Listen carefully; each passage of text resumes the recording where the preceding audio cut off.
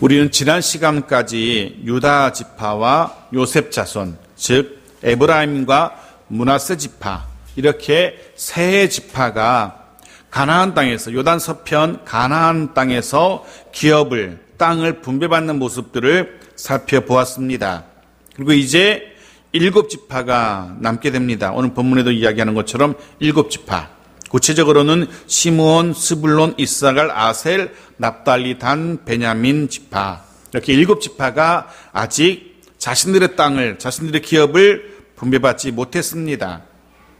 그래서 이제 18장과 19장은 이 7지파, 나머지 지파의 땅 분배가 어떻게 이루어졌는지, 그 나머지 지파의 땅 분배 이야기를 다루고 있습니다. 우리는 오늘 이 본문을 통하여 어떤 과정을 거쳐서 나머지 7지파가 땅을 분배받게 되었는지, 그 과정에 대한 이야기를 나누려고 합니다. 그리고 그 이야기를 통해서 오늘 이 시대에 저와 여러분에게 주시는 하나님의 음성을 들을 수 있는 복된 시간이 되어지기를 바랍니다. 자, 1절입니다. 다시 같이 한번 읽어보겠습니다. 시작. 이스라엘 자손의 온 회중이 실로에 모여서 거기 회막을 세웠으며 그 땅은 그들 앞에서 돌아와 정복되었더라. 자, 오늘 본문은 분명 7지파의, 나머지 7지파의 땅 분배에 대한 이야기라는 말씀을 드렸습니다. 그런데 오늘 본문은, 성경은 여호수아가 갑작스럽게 온 이스라엘 회중들을 실로에 불러 모았다라고 기록하고 있습니다. 왜 여호수아가 온 회중들을 다 불러 모았을까요? 그 이유가 무엇일까요? 우리가 읽었던 나머지 본문에서 우리는 기업 분배 일이 지체되고 있음을, 늦어지고 있음을 우리는 보았습니다. 예를 들면 3절 이런 겁니다. 3절 같이 읽겠습니다. 시작.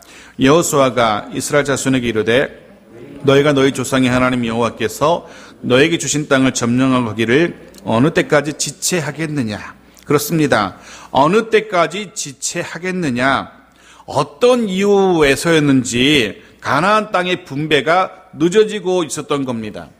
세 지파는 신속하게 땅 분배가 이루어졌는데 나머지 7지파는 어떤 이유에서인지 땅 분배가 차일피일 미뤄지고 지체되고 있었던 겁니다. 해서 특단의 조치로 여호수아가 온 이스라엘 공동체를 불러 모은 겁니다.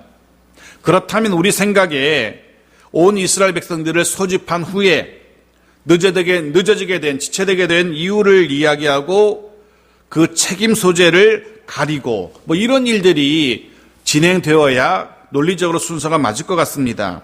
근데 오늘 본문 1절에서는 온 회중들을 불러 모은 이후에 여호수아가 그들 앞에서 회막을 세웠다라고 이렇게 기록하고 있습니다. 온 이스라엘 회중을 불러 모아서 왜 이렇게 늦어지고 있니? 라고 책임 소재를 가리고 책망을 하는 것이 아니라 먼저 회막을 세우는 작업을 진행하고 있는 겁니다. 땅 분배가 늦어지고 있는 이 답답한 현실 앞에서, 계획대로, 스케줄대로 진행되고 있지 않은 이 답답한 현실 앞에서 서둘러서 늦어지게 된 이유를, 원인을 분석하고 대책을 세우고, 그래서 빨리 기업 분배를 마무리해야 할 시간에, 이 천금 같은 시간에 여호수아는 지금 뜬금없이 전혀 뜻밖의 일을, 즉 회막을 세우는 일을 서두르고 있는 겁니다. 사실 이 회막은 이곳에 처음 세워지는 게 아닙니다. 지금까지 이스라엘 공동체, 이스라엘의 본진이 있었던 길갈, 그곳에 회막이 세워져 있습니다. 물론 그때 처음 세운 게 아닙니다. 광야 40년을 거치면서 그들이 행진할 때마다 세워졌던 회막을 거두었고, 행진이 멈추면 그곳에 회막을 세우고, 그렇게 회막을 세우기를, 또 걷기를 계속해서 반복했던 민족이 이스라엘 민족입니다. 그러기에 그들이 가나안에 들어와서 길갈에 진을 치고 가장 먼저 했던 일도 회막을 세우는 일이었을 겁니다. 그런데 이 순간에 길갈에 있었던 회막을 거두고 그것을 철거하고 실로에 옮겨가서 다시 세우고 있는 작업을 하고 있는 겁니다. 지금 소집된 모든 이스라엘 백성들은 그렇게 길갈에서 거두어 와서 실로에 세우고 있는 회막을 세우는 장면을 온 이스라엘 백성들이 보고 있는 겁니다. 자, 그렇다면 먼저 생각해야 될 게 있습니다. 첫째는 왜 기업 분배가 더 시급한 문제인데 이때에 또 시급한 문제를 처리하지 않고 회막을 세우고 있을까 하는 점이 첫 번째입니다. 두 번째는 왜 굳이 길갈에 멀쩡히 서 있는 회막을 걷어서 다시 실로에다가 이동해서 설치하고 있는가 하는 점입니다. 이 두 가지가 의문이 됩니다. 문제가 생깁니다. 자, 이 두 가지를 먼저 짚고 넘어가야 됩니다. 첫 번째, 기업 분배가 더 시급한 때인데 이때 왜 회막을 세우고 있는가 하는 점입니다. 자, 회막이 무엇입니까? 회막은 말 그대로 여호와의 임재를 상징하는 장소입니다. 출애굽기 29장 43절은 이렇게 기록합니다. 같이 읽죠. 시작. 내가 거기서 이스라엘 자손을 만나리니 내 영광으로 말미암아 회막이 거룩하게 될지라. 회막, 말 그대로 만나는 장소입니다. 모이는 장소입니다. 만남의 광장, 그 정도 되겠죠. 그곳에서 하나님은 이스라엘 공동체를 만나 주셨습니다. 그곳은 여호와 하나님이 이스라엘과 만나는 장소입니다. 해서 이 회막은 이스라엘 공동체의 삶의 중심이었습니다. 동시에 이스라엘을 하나로 묶어주는 구심점이기도 했습니다. 회막은 이스라엘의 종교가 하나라는 종교적 하나됨의 상징물이기도 했습니다. 더불어서 이스라엘은 여호와 종교 하나뿐이라는 그들의 종교적인 순수성의 상징물과도 같은 것이 회막이었습니다. 그런데 그 회막을 기업의 분배가 지체되고 있는 이때, 왜 이때에 다시금 회막을 세우는 일종의 퍼포먼스, 행위를 하고 있을까? 답은 여호수아는 지금 회막이 세워지는 모습을 이스라엘 공동체 앞에 다시 보여줌으로써 그들의 삶의 중심이 무엇인지를 다시 한번 이스라엘 백성들이 눈으로 보고 깨닫기를 원했던 겁니다. 여호와 신앙을 다시 한번 다잡기를 원했던 겁니다. 여호와 하나님께서 이스라엘 공동체에 원하시는 것이 무엇인지 이스라엘 민족이 하나님을 다시 한번 집중하기를 원했던 겁니다.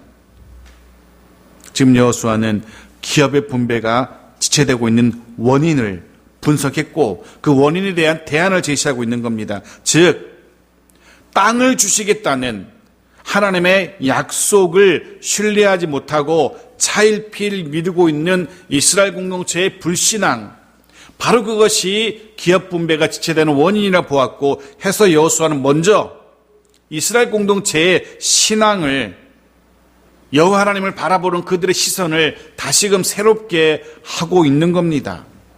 그것이 먼저라는 겁니다. 이 원리는 오늘 우리의 삶에도 그대로 적용됩니다. 여호와 하나님을 우리 삶의 중심에 모시는 것, 그게 우선이 되어야 됩니다. 여호와 하나님을 예배함, 그것이 우리 삶의 중심이 되어야 됩니다. 하나님의 약속, 그 하나님의 약속을 신뢰함, 이것이 우리 삶의 원동력이 또한 되어야 되는 겁니다. 이스라엘 공동체는 지금 그 원동력을 잃어버린 겁니다. 상실한 겁니다. 해서 여호수아는 지금 이스라엘 공동체를 향하여서 다시금 그들의 원동력이 무엇인지를, 그들의 삶의 중심이 무엇인지를, 그들이 무엇을 붙들어야 되는지를 다시 한번 확인시켜 주는 겁니다. 그런 다음 두 번째, 그럼 왜 굳이 길갈에 멀쩡히 서 있는 회막을 실로로 옮겨오고 있을까 하는 점입니다. 길갈에 그대로 두고 그곳에서 이스라엘 공동체 신앙을 새롭게 할 수도 있지 않습니까? 굳이 새롭게 거두어 드리고 다시 설치하고 하는 그런 불편 감수할 필요가 없는데 왜 굳이 실로에다 세우고 있을까? 왜 실로에야 했을까? 인간적으로 판단한다면 그들이 점령했던 지역 중에 세겜이 참 좋은 장소라고 떠오를 겁니다. 만일 이렇게 회의를 거치면서 여호수아가 그런 자기 참모들에게 혹은 민족의 지도자들에게, 지파 지도자들에게 회막을 옮겨 세워야겠는데 어디가 좋겠습니까? 라고 물었더라면 여러 군데가 후보지로 나왔을 겁니다. 그 중에 아마 세겜이란 곳이 단연 으뜸이 되지 않았을까라는 생각합니다. 왜냐하면 세겜은 조상 아브라함이 살던 곳으로 하나님의 부름을 받고 들어와서 정착했던 곳이 세겜입니다. 그래서 이스라엘 민족이 민족의 성지처럼 여기는 곳이 세겜이었습니다. 그래서 후에 여호수아가 마지막 유언과도 같은 메시지를 이스라엘 백성들에게 남길 때 불러 모았던 곳이 세겜이기도 했습니다. 그만큼 중요한 곳이 세겜이었습니다. 베델도 후보지로 등장했을 겁니다. 베델. 역시 조상 야곱이 하나님을 만났던 곳이고 거기서 하나님을 예배했던 곳, 제단을 쌓았던 곳이 베델이기도 했습니다. 베델도 훌륭한 후보지입니다. 헤브론도 마찬가지입니다. 우리 갈렙의 이야기를 다루면서 그곳이 조상들의 무덤이 있는 곳이었고 모든 이스라엘 공동체가 흠모하는 곳이라고 말씀드렸습니다. 그렇게 훨씬 더 좋은 후보지들이 있습니다. 역사적으로, 종교적으로, 민족적으로 좋은 세겜이라든가 베델이라든가 헤브론이라든가 좋은 장소가 있는데 왜 세겜도 아니고 베델도 아니고 헤브론도 아니고 실로에 회막을 옮겨 세우고 있을까?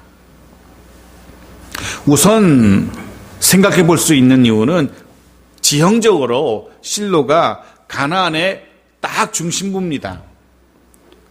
남북과 동서의 중심부가 실로였습니다. 길갈보다 서북쪽으로 좀 더 위치해 있어서 바로 가나안의 중심부에 있던 곳이 실로였기 때문에, 그리고 실제로 가나안의 중심부에 세워진 이곳 실로에 세워진 회막은 이후로 사무엘 시대까지 근 300년 동안을 그곳에 버티고 있습니다. 그곳에서 종교의, 군사의, 정치의 중심지 역할을 하던 곳이 실로입니다. 그만큼 지리적으로, 지형적으로 가나안의 중심부였기 때문에, 그래서 여호수아가 그곳에 회막을 세웠을 수도 있습니다. 그건 나중 이야기고, 세워놓고 보니까 야, 이곳이 진짜 가나안의 요충지였고 중심지였구나 알았겠지만 그전에는 그런 판단은 없었을 거라 생각됩니다. 그럼 왜? 더 큰 이유가 있습니다. 신명기 12장 10절과 11절에 그 이유에 대한 답이 나옵니다. 같이 읽죠. 시작. 너희가 요단을 건너 너희 하나님 여호와께서 너희에게 기업으로 주시는 땅에 거주하게 될 때, 또는 여호와께서 너희에게 너희 주위의 모든 대적을 이기게 하시고 너희에게 안식을 주사 너희를 평안히 거주하게 하실 때에, 너희는 너희의 하나님 여호와께서 자기 이름을 두시려고 택하실 그곳으로 내가 명령하는 것을 모두 가지고 갈지니. 무엇을 짐작할 수 있습니까? 하나님께서는 이미 여기다라고, 이곳에, 그곳에 내 이름을 두어라, 회막을 지어라 라고 이미 말씀하셨던 겁니다. 광야에서 이스라엘 백성들에게 이미 말씀하셨던 겁니다. 너희가 훗날 요단에 들어가서, 가나안에 들어가서 땅을 정복하고 정착하게 될 때 바로 이곳에 회막을 세워라 라고 명령하셨던 겁니다. 이미 하나님은 바로 그곳 실로에 회막을 세울 것을 명령하셨던 겁니다. 다른 모든 합리적인 이유들이 있을 겁니다. 회막을 세워야 될 적절한 장소 여러 곳으로 얘기할 수 있습니다. 말씀드린 것처럼 세겜을 이야기하는 사람도 있었을 것이고, 베델을 이야기하는 사람도 있었을 것이고, 헤브론을 이야기하는 사람들도 있었을 겁니다. 다 합리적이고 그럴 만한 이유들이 다 있습니다. 하지만 분명한 사실은 다른 모든 합리적인 이유가 있을 수 있지만 그 모든 이유를 넘어서는 최종적인 이유는 바로 하나님의 말씀이라는 겁니다. 여러 합리적이고 논리적이고 타당한 이유들이 있겠지만 그 모든 이유들을 넘어서는 최종적인 이유는 하나님의 말씀이어야 합니다. 그리고 그 원리 역시 오늘 저와 여러분에게 그대로 적용되어야 합니다. 꼭 기억하십시오. 모든 이유를 넘어서는 최종적인 이유, 바로 하나님의 말씀입니다. 하나님의 말씀은 최선의 기준이 절대 아닙니다. 여러 선택지 중에 그 좋은 것 중에 이게 좀 더 낫네라는 그런 기준이 되어서는 안 됩니다. 하나님의 말씀은 우리가 받아들여야 되는 유일한 기준이 되어야 됩니다. 다른 것과 비교해서 조금 더 나은 그런 선택지가 아니라는 겁니다. 우리가 받아들여야 되는 유일한 기준, 그것이 하나님의 말씀이어야 된다는 겁니다. 그 말씀대로 생각하고 그 말씀대로 판단하고 그 말씀대로 움직여야 되는 유일한 기준이지, 하나님의 말씀이 세상에 또 누구의 기준보다 조금 더 낫네? 한번 좀 생각해 볼까? 이래서는 안 된다는 겁니다. 이스라엘 백성들은 하나님의 말씀을 따라서 그 유일한 기준인 말씀을 따라서 그곳에 회막을 세우는 겁니다. 그럼으로써 여호수아는 이 회막이라는 하나님의 임재를 상징하는 이 회막을 세움으로써 이스라엘 공동체가 하나님의 말씀, 그 말씀에 포함된 약속의 의미, 이런 것들을 새롭게 각성하기를 원했던 겁니다. 왜 하나님께서 땅을 기업으로 주신다고 하셨는지, 왜 이스라엘 백성 그 땅을 받아야만 되는지, 서둘러 받아야 되는지, 이런 것들을 이스라엘이 깨닫기를 원했던 겁니다. 회막을 통해서 그런 사실을 던져줬습니다. 그리고 이제 기업 분배의 일을 마무리합니다. 2절입니다. 같이 읽겠습니다. 시작. 그러나 이스라엘 자손 중에 그 기업의 분배를 받지 못한 자가 아직도 7지파라. 우리말 성경은 조금 이렇게 뜻이 확 안 와닿습니다. 애매하게 돼 있는데, 그 기업의 분배를 받지 못한 자가 아직도 7지파라. 그러니까 안 줘서 안 받은 것 같아요, 꼭. 그런데 원문의 뜻을 그대로 직역하면 이렇게 됩니다. 그들은 그들의 기업을 취하지 않았다. 이렇게 돼 있어요. 받지 못한 것과 잡지 않았다는 것은 전혀 의미가 다르죠. 받지 못했다 그러면 안 줬으니까 안 받은 것 같아요. 하지만 취하지 않았다는 것은 줬는데도 받지 않은 겁니다. 즉, 이 7지파는 기업을, 땅을 분배받고 싶은 마음이 전혀 없었던 겁니다. 아예 그 기업을 받고 싶은 마음이 없었던 거예요. 그런 의지가 없었습니다. 왜 그랬을까라는 생각을 하게 되죠. 왜 하나님께서 주시겠다라고 약속하신 땅을 기업으로 받고 싶어 하지 않았을까? 가장 먼저 짐작할 수 있는 이유는 아마 외부적인 이유일 겁니다. 즉, 그 땅에 가서, 분배받은 그 땅에 들어가서 그 땅을 장악할 자신이 없었던 겁니다. 실제로 유다와 에브라임과 므낫세 지파가 땅을 차지하긴 했지만, 기업을 분배받긴 했지만 그 땅을 완전히 장악하지 못하는 모습을 나머지 7지파가 본 겁니다. 유다나 에브라임과 므낫세는 말 그대로 그 지파 중에서도 가장 힘세고 두드러진 지파들입니다. 그 지파들이 자신의 땅을 완전히 장악하지 못했다면 우리는 더 할 거야. 아예 그 땅으로 가지 말자 라고 생각했던 것 같습니다. 그들과 싸우고 싶지 않았던 겁니다. 사실 이스라엘은 7년이 넘는 정복전쟁을 거친 사람들입니다. 이제 그만 쉬고 싶은 마음이 들었을 겁니다. 아니, 그렇게 전면전을 7년 동안 치렀는데 또 각 지파마다 또 전쟁을 해야 한다니, 굳이 수고스럽게 철병거로 무장한 가나안 원주민과 싸우고 싶은 마음이 없었던 겁니다. 이젠 그만 전쟁 그치고 비록 좁을지라도 길갈이나 혹은 실로에서 그냥 7지파가 아둥바둥하면서 그냥 사는 게 더 낫다. 전쟁을 하는 것보다는, 피 흘리며 싸우는 것보다는 그 땅을 분배받은 땅에 들어가서 그 땅에 살아야 되는 원주민 몰아내기 위해서 그렇게 아둥바둥 사는 것보다는 좀 좁게 살아도 마음 편히 살자. 이해되지 않습니까? 이해됩니다. 그런 거죠. 큰 아파트 대출을 이빠이 받아가지고 가득 받아서 하루하루 그냥 호둑 사는 것보다는 좁은 집에 온 가족이 오손도손 사는 게 더 낫다. 인간적으로는 충분히 이해가 됩니다. 쉬고 싶었을 것이고 많이 지쳤을 겁니다. 100% 그들의 심정이, 마음이 이해됩니다. 하지만 이 이유는 핑계에 불과합니다. 결국은 하나님의 약속을 신뢰하지 못한 까닭입니다. 하나님이 그 땅 주시겠다라고 하셨는데, 얼마든지 몰아낼 수 있다라고 말씀하시는데, 친히 말씀하셨는데도 하나님의 말씀을 믿을 수 없었던 겁니다. 왜? 자기들은 영 힘이 없어 보이거든요. 유다나 에브라임, 므낫세에 비해서도 한참 힘이 없어 보이거든요. 그래 하나님의 약속을 신뢰하지 못했던 겁니다. 또 다른 이유, 내부적인 이유를 생각할 수도 있습니다. 어쩌면 이게 더 큰 이유일 수도 있습니다. 내부적으로 이미 땅을 분배받은 지파들과 남은 땅, 자신들이 분배받을 만한 땅을 비교해 봅니다. 그러면 답이 나옵니다. 자신들에게 분배될 땅이 영 마땅치 않았던 겁니다.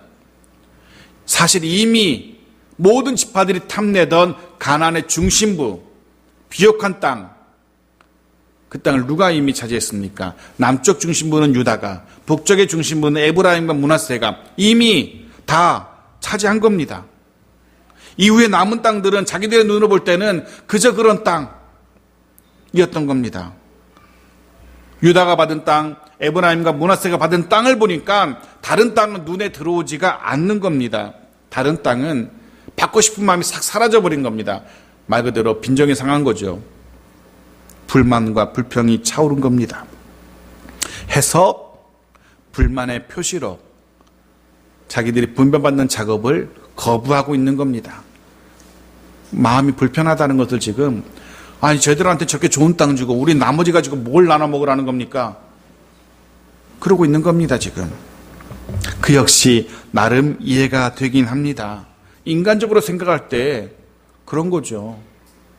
닭 한 마리 삶았는데 양쪽 다리 다 뜯어 남주고 뼈, 갈비뼈, 이렇게 뭐 게르기라 그러죠. 뭐 살도 별로 없고 뭐 이런 것만 남겨놓고 이거 나눠 먹으라 그러면 화날만 하죠. 비슷한 겁니다. 그렇게 인간적으로 생각하면 납득할 만하고 뭐 납득이 충분히 됩니다. 하지만 그 역시도 하나님에 대한 일종의 도전입니다. 하나님께서는 가장 선한 것을 주시는 하나님이심을 이미 광야를 통하여 가나안 전쟁을 통하여 이스라엘 백성들에게 증거해 주셨습니다. 기업의 분배 역시 제비뽑기를 통해 진행되었습니다. 모두가 다 찬성한 방식입니다. 즉 모든 지파들이 가장 적당한 것을 주실 것이야, 내게 가장 합리적인 것을 주실 것이야 라는 믿음을 가지고 시작했던 제비뽑기였습니다. 그런데 남은 땅이 마음에 들지 않는다고 지금 제비뽑기를 거부하고 있는 겁니다.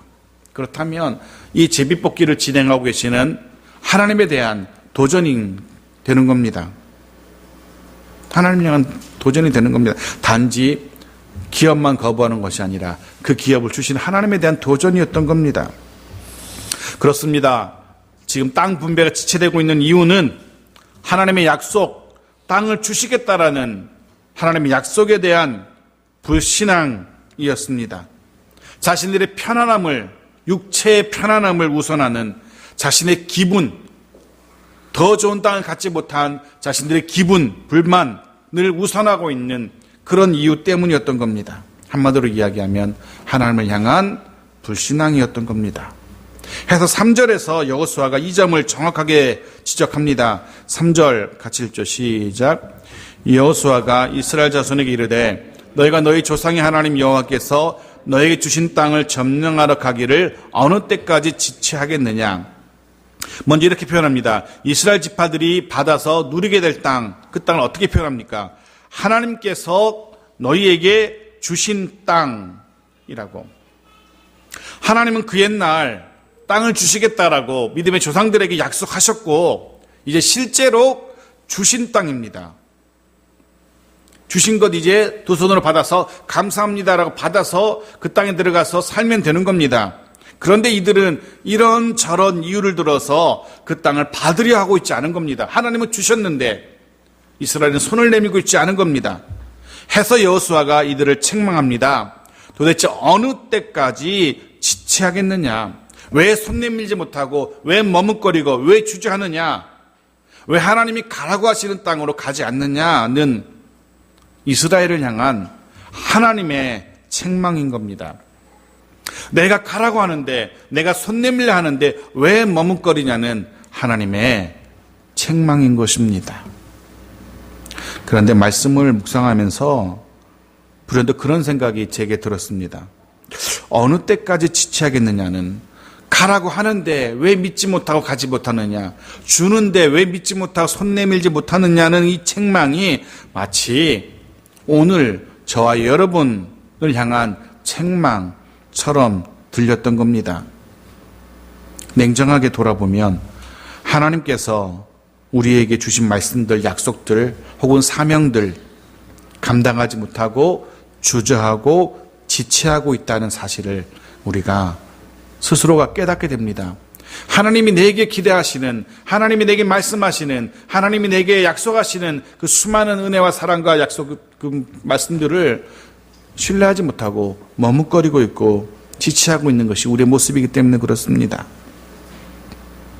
그 중에 무엇보다 하나님이 우리에게 약속하신 저와 여러분에게 가나안 땅과는, 이스라엘이 받았던 이 가나안 땅과는 비교도 되지 않는 찬란하고도 영원한 나라, 하나님의 나라를 우리에게 기업으로 주신 하나님이십니다. 베드로전서 1장 4절을 보십시오. 같이 읽죠. 시작. 썩지 않고 더럽지 않고 쇠하지 아니하는 유업을 잊게 하시나니 곧 너희를 위하여 하늘에 간직하신 것이라. 우리 인생의 육체의 종말에 차지하게 될 하늘에 간직된 기업, 하나님의 나라. 우리는 이 하나님의 나라 이후에 받아 누릴 이 기업을 바라보며 그 기업으로 한 걸음 한 걸음 나아가야 됩니다.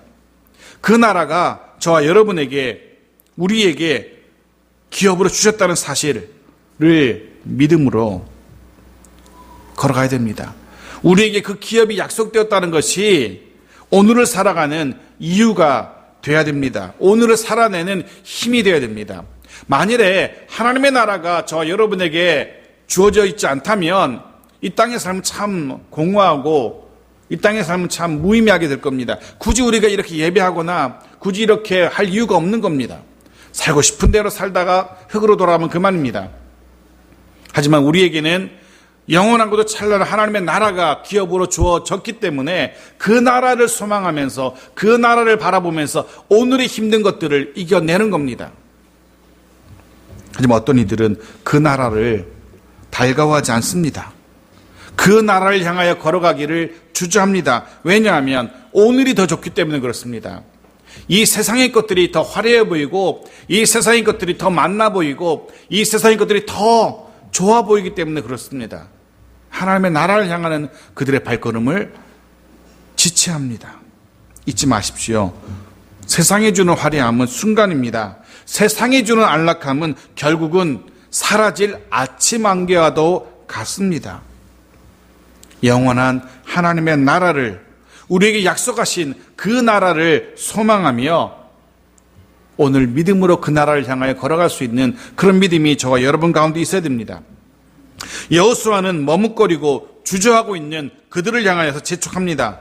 하나님께서 주시는 기업을 향하여 나아가라고, 그 땅을 취하라고 재촉합니다. 그러면서 동시에 구체적인 방법도 제시해 주죠. 남아있는 가나안 땅을 돌아보고 차지하고 싶은 땅이 있거든 그림을 그려오라고, 구역을 나누어오라고 이야기합니다. 그러면 그 땅을 가지고, 그려온 그 땅을 가지고 제비 뽑아서 주겠다라고. 6절 말씀 보십시오. 같이 읽죠. 시작. 그 땅을 7부분으로 그려서 이곳 내게로 가져오라. 그러면 내가 여기서 너희를 위하여 우리 하나님 여호와 앞에서 제비를 뽑으리라. 7부분으로 너희가 원하는 땅을 그려와봐 라고 이야기합니다. 그래서 각 지파가 3사람씩 대표를 뽑아서 21명이 쭉 돌아다니면서 가나안 땅, 이미 차지한 유다와 에브라임, 므낫세 빼고 나머지 땅을 가지고 돌아다니면서 가장 적당한 땅을 그들이 차지하기 위해서 살펴봅니다. 그리고 그들이 작성해온 7부분을 가지고 기업을 분배하게 되죠.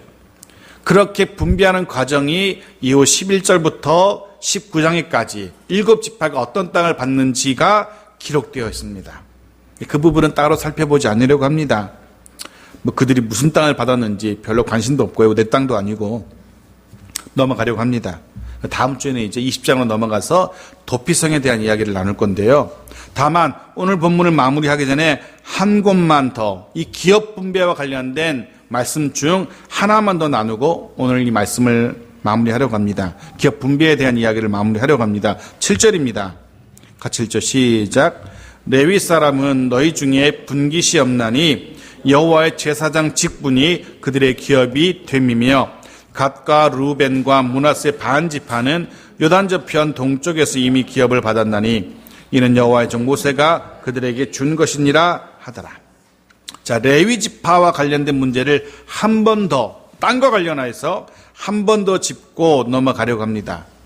이미 살펴본 것처럼 레위 지파는 땅을 기업으로 받지 못했습니다. 여호수아 13장 33절입니다. 같이 읽죠. 시작. 오직 레위 지파에게는 모세가 기업을 주지 아니하였으니 이는 그들에게 말씀하신 것과 같이 이스라엘 하나님 여호와께서 그들의 기업이 되심이었더라.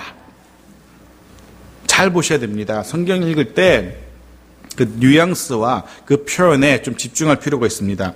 지금 여호수아 13장 33절이 이렇게 표현되죠. 하나님께서 그들 레위 지파의 기업이 되심이라라고, 하나님이 레위 지파의 기업이라라고 표현했습니다. 그래서 레위 지파는 이 땅에 차지한 땅이 없습니다. 그들의 기업은 하나님이기 때문에.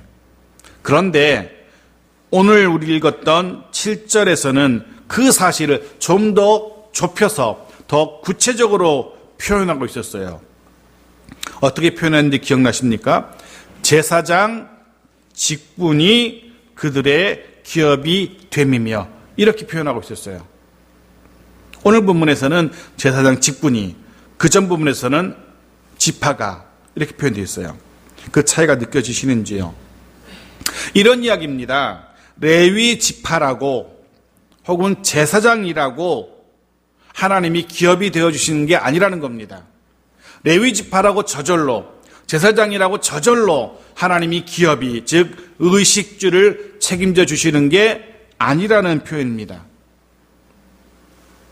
레위 지파의 기업이 되어 주신다. 이 표현은 레위 지파의 먹을 것, 입을 것, 살 것을 책임져 주신다는 표현이거든요. 오늘 본문에서는 그들의 직분이 그들의 기업이라고 표현되고 있어요. 즉 레위 지파라고 제사장 신분이라고 저절로 하나님이 책임져 주시는 게 아니라는 거죠. 레위 지파에 어울리는, 제사장 신분에 어울리는 직분을 감당할 때에 하나님이 그들의 기업이 되어 주신다는 표현입니다. 레위 지파의 일을 할 때, 제사장의 일을 할 때, 그때 하나님이 책임져 주신다라는 그런 표현인 겁니다. 레위 지파다운, 제사장다운 일을 할 때, 오늘날도 같은 원리가 그대로 적용됩니다. 하나님의 백성이라고 저절로 하나님이 기업이 되어주시는 게 아니라는 겁니다. 하나님의 백성이라고 저절로 하나님이 의식주를 책임져 주시지 않습니다. 그에 어울리는 하나님의 백성다운 합당한 삶을 살아야 됩니다. 하나님의 백성다운 삶을 살아갈 때, 살려고 애쓸 때에 하나님이 우리의 기업이 되어주시는 겁니다. 마태복음 6장 33절에서 주님도 같은 말씀을 우리에게 들려주시죠. 마지막입니다. 같이 읽죠. 시작.